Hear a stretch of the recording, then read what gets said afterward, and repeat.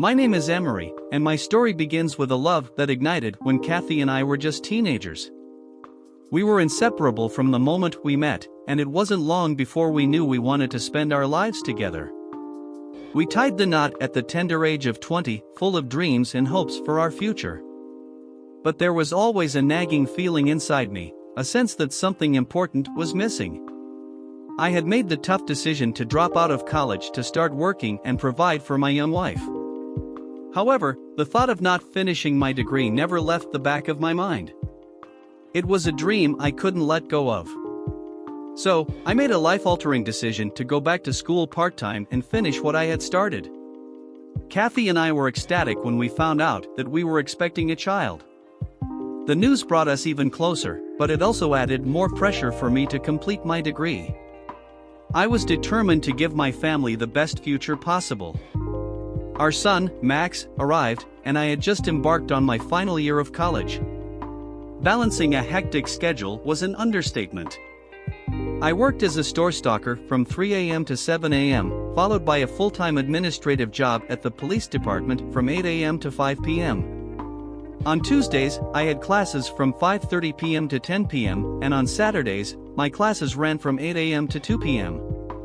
It was a grueling juggling act, but I was unwavering in my commitment to make it work. Kathy, too, had a demanding job as a nurse's aide at a local hospital, working from 8 a.m. to 3 p.m. Thankfully, my mother lived just a 10-minute drive away from our jobs and school, so Max was in good hands. It was a challenging period for us, but we supported each other through every obstacle that came our way. Then came the D-Day, a fateful evening when our tensions reached a breaking point. Kathy and I had been at each other's throats for weeks. She resented the time I devoted to my studies and work, feeling neglected and criticized. We hadn't been intimate for months, and that particular Monday evening, our frustrations erupted. In the midst of fact-checking a research paper due the following Tuesday, I couldn't take it anymore. I told her to stop acting like a child and to be patient with me. But her response cut through me like a knife. Kathy looked me dead in the eyes and uttered those haunting words, "I hate you, and I'm in love with someone else." I was paralyzed, my world shattered in an instant. My mind raced, and my heart ached with a mix of anger, pain, and disbelief. The woman I had vowed to spend my life with had fallen for another man, and our once solid foundation was crumbling beneath me. The life I had worked so hard to build was now hanging by a thread. The shock of Kathy's confession left me reeling, and our argument continued for what felt like an eternity. The truth she revealed was devastating. She had been having an emotional affair with a janitor at the hospital where she worked, a betrayal that felt like a stab to my heart. The affair had started innocently enough, with compliments and lunch dates in the hospital cafeteria. But it had quickly escalated into something much more serious. She had been bad-mouthing me and, even worse, engaging in physical intimacy with this other man behind my back. It was a betrayal I couldn't comprehend, and it shattered the foundation of trust upon which our relationship had been built. As I processed the depth of her infidelity, I felt like my entire life had been a lie. The woman I had loved and married had deceived me in the worst possible way. In the midst of the emotional turmoil, I made a gut-wrenching decision to leave. Carrying my suitcase, I walked past Kathy without uttering a word. She bombarded me with questions and taunts, trying to provoke a reaction. Her words stung, but I remained resolute. I set down my suitcase in the driveway, re-entered the house, and retrieved her purse. Holding it out to her, I told her to leave. She was stunned, refusing to comply with my request. Frustrated and determined, I picked her up gently, hoisted her over my shoulder, and carried her outside, setting her on the hood of the car. She was too shocked to resist, and I went back inside, locking the door behind me. She made several attempts to get back inside, but I held the deadbolt firmly in place. Eventually, she left to stay at her parents' place, telling them we were separating but not revealing the real reason behind our sudden and dramatic rift. That night felt endless. I had to call both of my jobs to inform them of a family emergency, knowing that I wouldn't be able to show up for work the next day. My world had been turned upside down, and I was left grappling with the ruins of what had once been a promising future with the woman I loved. Exhaustion had overtaken me the night before, and I had drifted off to sleep amidst the turmoil. When I woke up at 7 in the morning, my mind was already preoccupied with thoughts of how to navigate the difficult situation with Kathy, my soon-to-be ex-wife. Things had been escalating between us, and I knew I needed to take action quickly before they got even messier. My first order of business was to find someone to watch our son for the day. I called my mother, hoping she could help. However, she sounded worried and asked why Max wasn't with us already. I couldn't bring myself to explain the full extent of the situation, so I simply told her that I needed some time to sort things out. After dropping Max off at my mother's, I headed straight to the office of Mr. Holmes, a lawyer and a family friend who had known my father. I trusted him and felt comfortable discussing my situation. I explained everything to him and asked for his assistance in filing for divorce as quickly as possible. Mr. Holmes, in his wisdom, suggested that I take some time to think it over, but I was resolute in my decision. I wanted to get the divorce papers completed that day. He eventually agreed to help and said he would have the necessary documents ready by the end of the day. I promised to pick them up and file them with the clerk's office myself. Leaving Mr. Holmes's office, I felt a sense of relief washing over me. Finally, I was taking control of my life and making the tough decisions that needed to be made. I knew the road ahead wouldn't be easy, but I was determined to see it through for the sake of my son and my own well-being. I went to work and tried to focus on my tasks, but my mind was still clouded with unease from my conversation with Kathy. Later that day, she called, wanting to make arrangements to see our son.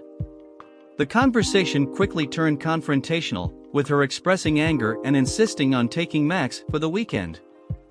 I refused and suggested we meet on Sunday at a local park to discuss the matter in person. In frustration, Kathy hung up on me.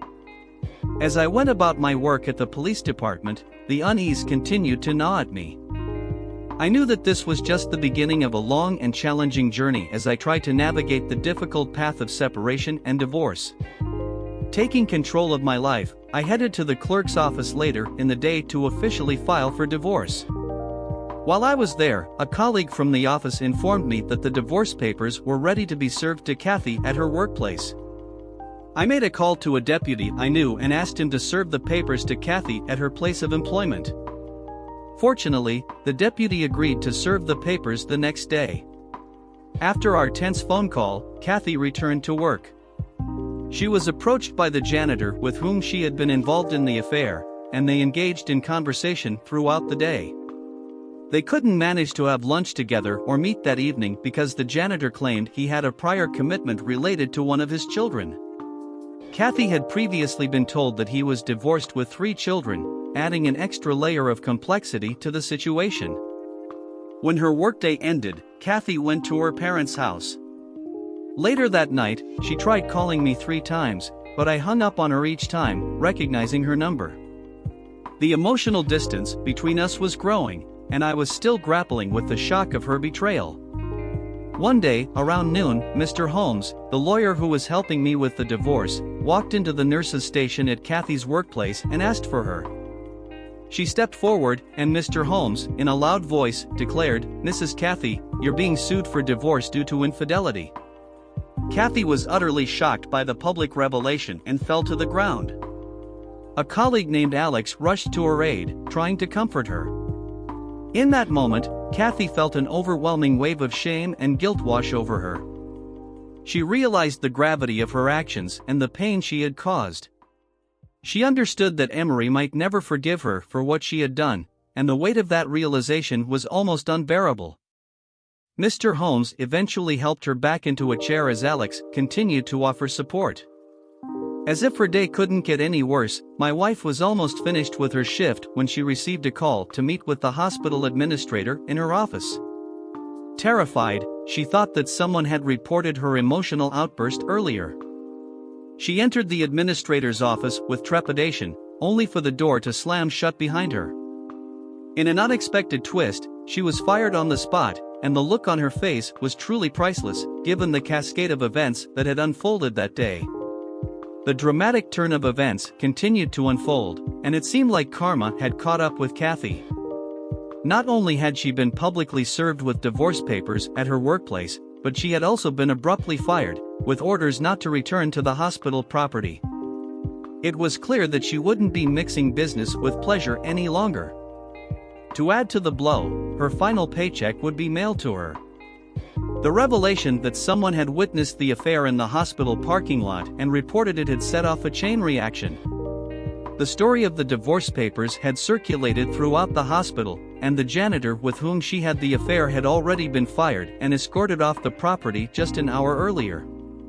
The scandal had spread like wildfire, and my wife must have felt as though everyone at the hospital knew about her actions. Kathy left the hospital and drove straight to her parents' house, without revealing the full extent of what had happened. She only mentioned that she and I were separated and that things were not looking good between us. Meanwhile, I was sitting at the dinner table with my son, enjoying a peaceful evening at home. As I reflected on the day's events, I couldn't help but feel a sense of satisfaction. The deputy had informed me of my wife's infidelity and her subsequent firing from the hospital. Hearing about the janitor's termination also brought a measure of satisfaction, given his role in the scandal. However, just as I was lost in my thoughts, a knock at the door interrupted my reverie. I got up to answer it and was met with a heavily pregnant woman who could barely stand up straight. She was asking for my wife, Kathy. I had to inform her that Kathy no longer lived with me, leaving the stranger with a puzzled expression on her face and a mystery surrounding her visit. The unexpected visitor at my doorstep turned out to be the janitor's wife. When she asked if I was Kathy's husband, I confirmed that I was and mentioned that I had served Kathy with divorce papers earlier in the day. It was then that the woman revealed her identity and began to share the shocking details of what had transpired at the hospital. I listened in horrified disbelief as she recounted the sordid affair involving my wife and the janitor, along with the location where they had been meeting and undisclosed house I knew nothing about. The janitor's behavior left me seething with anger, and I wished I could have taken some form of action against him. The janitor's wife asked me where Kathy was, and I informed her that Kathy was with her parents. After assuring me that she only wanted to talk to Kathy and reveal the truth, she requested directions to Kathy's parents' house. Before leaving, she also complimented me on my parenting skills, acknowledging that I was a wonderful father to my son, who was still sitting at the table. As I watched the janitor's wife depart, I couldn't help but feel a profound sense of sadness and betrayal. However, as a man and a father, I knew that I had to be strong for my son and continue moving forward with the divorce process. The shocking revelation about Kathy's involvement in this disturbing game unraveled further. It turned out that my wife had been ensnared in a sick game concocted by the janitor and his friends. They had been keeping score to see how many married women they could sleep with in just 90 days. Kathy had become the janitor's third conquest, and to make matters worse, he had even been involved with a fourth woman on the same night as one of his encounters with Kathy. The depths of disgust and anger I felt about what I had heard were immeasurable. The house that was mentioned turned out to be a rented place where the men took the women they were involved with. When the janitor's wife discovered the truth, he returned home, high and crying, confessing everything in an attempt to salvage their relationship. Upon learning of the affair, Kathy lost control and started crying, while the janitor's wife walked away, leaving her stunned. My in-laws, who had heard the car drive off, went to check on her, likely baffled by the emotional turmoil that had just unfolded in their family. The aftermath of the shocking revelations was both emotionally charged and turbulent. Kathy's condition had deteriorated to the point where she was almost catatonic. My in-laws were left to deal with the immediate consequences of her actions. They discussed taking her to the emergency room, but then something unexpected happened. Kathy began to talk out of her head, causing further confusion and concern. My father-in-law was deeply hurt by the entire situation. He was a good man who certainly didn't deserve to see his daughter cheat on her husband. On the other hand, my mother-in-law, as she always did, seemed to lay blame on me for what had transpired. My relationship with her had never been the best, and I couldn't help but feel a sense of relief knowing I was no longer tethered to her. While it was undoubtedly a tough and emotionally charged situation, I recognized that, as a man and a father, I had a responsibility to take care of my son and move forward from this mess. The pain and anger were ever present, but I was also relieved to finally have the truth out in the open. It was a first step toward healing from the deep betrayal I had experienced. Later that day, I received a call from Kathy's father, who expressed his deep concern for her. He informed me that she was still unresponsive, neglecting her basic needs like bathing and eating. Then, to my surprise and dismay, he had the nerve to ask me to go see her. I couldn't believe the audacity of the request. After everything Kathy had done, cheating on me and shattering my trust, I had no desire to see her or be dragged back into her mess. Without a second thought, I firmly shut down his request. I had no interest in being a part of her life anymore. It was a clear case of good riddance. I told Kathy's father to get her the help she needed and assured him that I would consider allowing her to see our son once she had managed to pull herself together. Making the decision to prioritize my son's well-being over Kathy's was undoubtedly difficult, but it was a choice I knew I had to make at that point. My hope was that Kathy would be able to get the help she needed, and eventually, we could find a way to co-parent our son in a healthy and stable manner. However, for the time being, my focus needed to be on moving forward and taking care of my own mental and emotional health. While I was at work, Kathy called and requested a meeting to see our son. I needed to ensure that she was stable enough not to upset him, so I inquired about her condition. She confirmed that she was stable, so I arranged a meeting with her and her father at the park on a Saturday at 9 a.m. I insisted that my mother come along, as I didn't want to meet Kathy alone. Upon seeing her, I knew it was wise to limit their contact to 2 hours. Kathy's appearance was a stark contrast to the woman I had known. She looked disheveled, having lost a significant amount of weight and not wearing any makeup. Instead, she had the scent of ivory soap, devoid of the feminine essence I had always associated with her.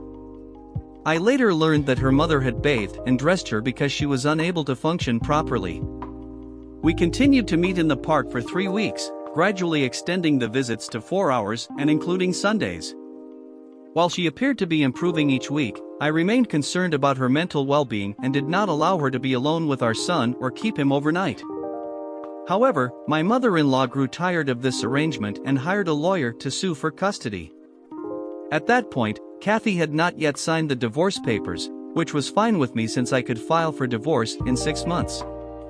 But her custody lawsuit infuriated me, particularly because she was requesting full custody. I had previously informed her father that I would eventually be willing to split custody 50-50, but her mother rejected this idea.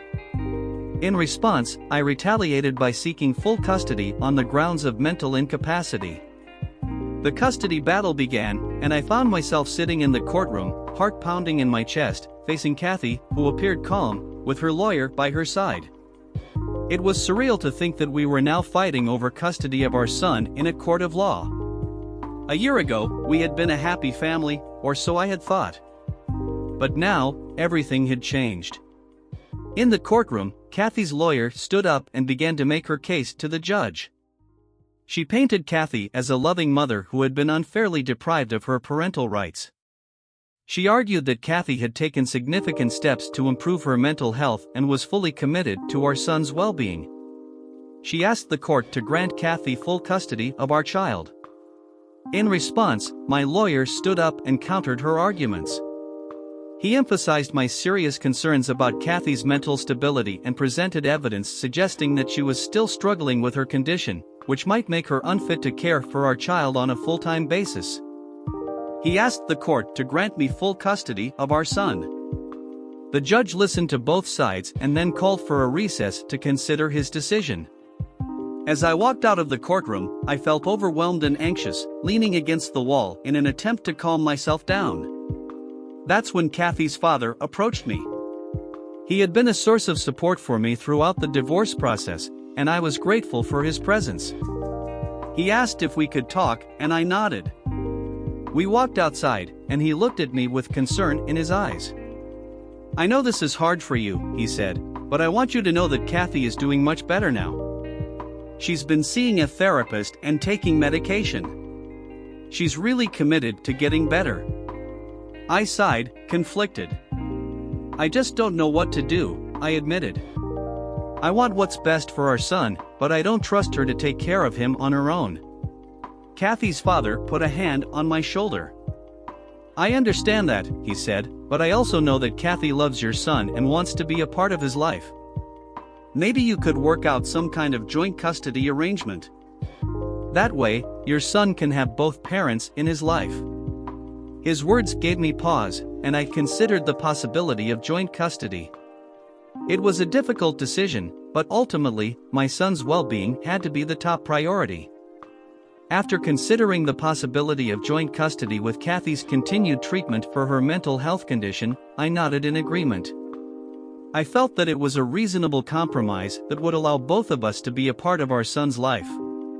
When we returned to the courtroom, the judge announced his decision, granting joint custody to both Kathy and me, with the provision that Kathy would continue to receive treatment for her mental health condition.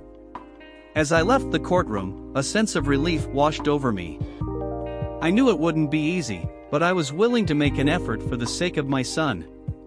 I looked up at the sky and whispered a silent prayer, hoping that things would improve from that point on. 5 months later, Kathy approached me with a shocking proposal. She suggested that we should move back in together and try to work things out. I stood there, staring at her in disbelief, as she continued to plead her case, trying to justify her actions and convince me to take her back. However, her words fell on deaf ears. I could feel anger bubbling up inside me, threatening to explode like a volcano. Without a second thought, I slammed the door in her face. I couldn't believe the audacity she had to show up at my door after all the pain she had caused me. My heart was still healing from the wounds she had inflicted, and she had the nerve to suggest we give our relationship another shot.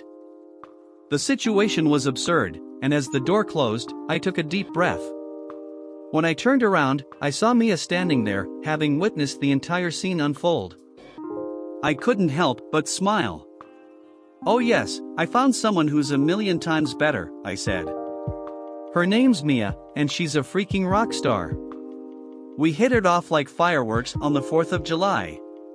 Mia's eyes were filled with empathy and support, and I felt a surge of gratitude toward her. She had been my rock throughout this entire ordeal with Kathy, and I couldn't imagine going through it without her.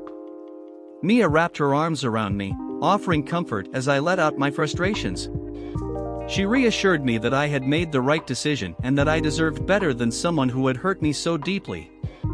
Mia's presence was like a calming balm, and I felt a renewed sense of determination to move forward and leave the past behind. In the days that followed, I focused on building a future with her. We spent time together, creating new memories and exploring exciting adventures. Her positivity and zest for life were infectious, and I found myself smiling and laughing more than I had in a long time. With Mia by my side, the pain of Kathy's betrayal slowly faded, and I began to heal.